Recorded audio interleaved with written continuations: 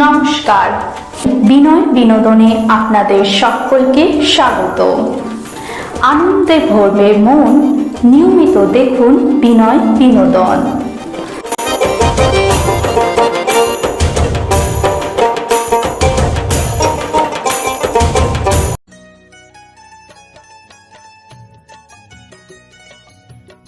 নমস্কার, এখন আপনারা দেখছেন বিনয় বিনোদন। আমাদের আজকের ভিডিওতে আপনাদের সকলকে স্বাগত জানাই।